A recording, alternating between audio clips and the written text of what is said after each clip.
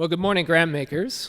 Welcome to Detroit, as Ill mentioned, home of the highest concentration of Arab Americans in North America, something we're quite proud of here in the region. And I'm going to spend some time building a little bit on my colleagues up here. And I think kind of the overarching theme here is how arts and community come together for the benefit for those that we're serving and representing.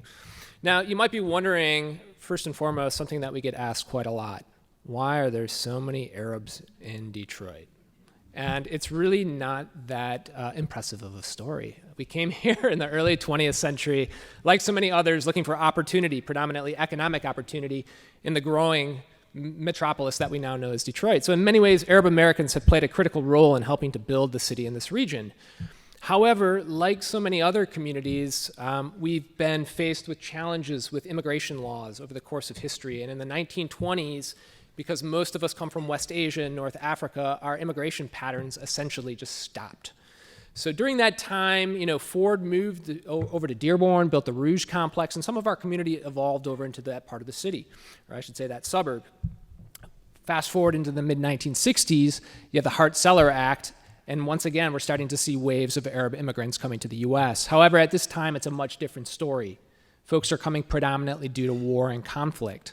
And of course, Dearborn, have already established an Arab American community, became a destination. And with this rise of the Arab American community, a nonprofit was born called Access. And Access was really a bunch of volunteer community activists who decided we need to think comprehensively about community wellness, everything from basics, human services, to getting our community involved in civil society. But what really strikes and impresses me is this idea that culture and art is a vital component of wellness. And with that, we started a cultural arts department in the mid-1980s. And it really sought to do two things: empower our community to tell its story and to celebrate our history and our traditions, but to also educate the larger public on our presence in the United States. And that demand became more and more and more. And in the late 1990s, there was a discussion about maybe we need a museum, an actual institution. Well, as you know, in the early portion of this century, we were faced by a pretty complex moment in history, 9/11. And with that came a whole new demand and set of pressures for our community. And this idea of building a museum became that much more critical. And our founders essentially set out across the country engaging Arab Americans in 10 major urban areas and asking, what would you want to see in a museum? And those of you who had the opportunity to visit our institution the other day got a sense of that. So from our foundation, we have essentially been engaging with our community to tell our narrative. And that's so critical because there's 35,000 cultural museums in this nation, and we are the singular one telling the Arab American story. And you can imagine what that is like in these highly politicized times that we're living in right now. So in addition to empowering our community and telling our story, we have a vital component that still seeks to inform the public on who we are. We're a conduit for Arab Americans. We don't pretend to be the experts on Arab Americans. We simply facilitate with our community cultural opportunities and defining our own history. And more importantly, we leverage what we have for the benefit of our community. So some of you had the opportunity to see our annex the other day, which was about 5,000 square feet adjacent to the museum. And this was built entirely to allow a space for the community to come together, to incubate art, to have a third space for dialogue, for community activism. We're living in a time with shrinking public space, and we need to find ways in which, as institutions, we can provide those spaces. We can leverage our assets for the betterment of our community. So to speak to that, I want to talk a little bit about our community-based approach and share a few stories with that. And the first one is something I've alluded to already, that community empowerment and ownership through participation and co-creation nurtures a community. We think broadly about that, especially when we're building our exhibitions at the Arab American National Museum. We don't do this in isolation of the community. We actually go to scholars in the community, community experts, artists, and we convene them and get their insights. It has to be organic and done in dialogue with these folks. We cannot speak for a community that comes from 22 different countries, has been coming here for over 150 years, and is religiously diverse. We are not a monolithic group, as no community is in this nation. We have to work to foster a safe environment for sharing experiences and expressing ideas.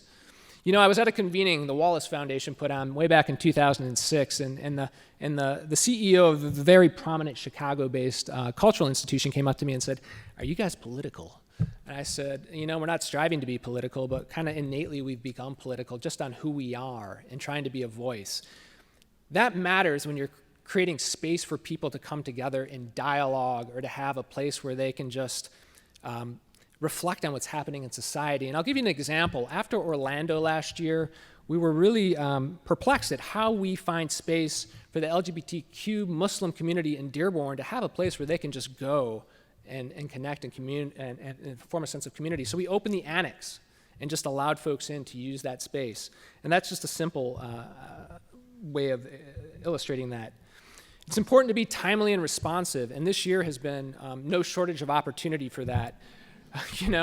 We've done collaborative film screenings in opposition to the travel ban. We have been building collaborations and nurturing collaborations with other communities, such as the Japanese American National Museum and that community, looking at the internment through executive orders of the Japanese American, and also looking at the implications for Muslim American and Arab Americans through the current political administration.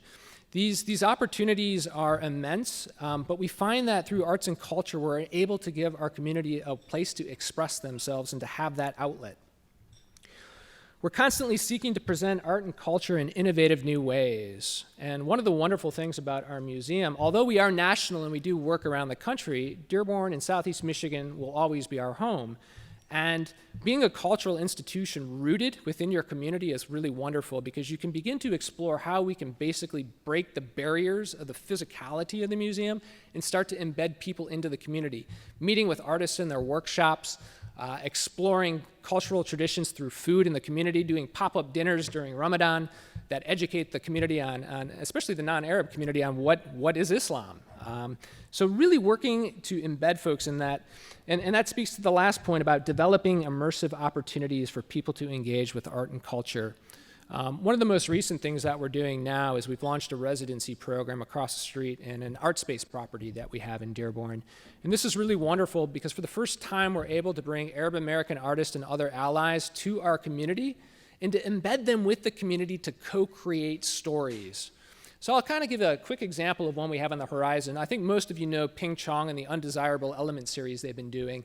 We're actually going to be working with them in the new year to look at the racist history of Dearborn. We used to have the Bull Connor of the North as the mayor, Orville Hubbard, and to basically attack that racist history and this notion of Dearborn being governed by Sharia law in this Islamophobic era, and to reclaim that narrative with the community. So as you can see, this isn't about an artist coming and being holed up in isolation. It's about working with the community to build narratives, to empower community, and to reclaim our story. And I think there's a great sense of justice and empowerment that could happen through that. So I would encourage all of you to think critically also about your work and how that enables institutions like ours and within your own as we move forward. So thank you all for supporting the arts.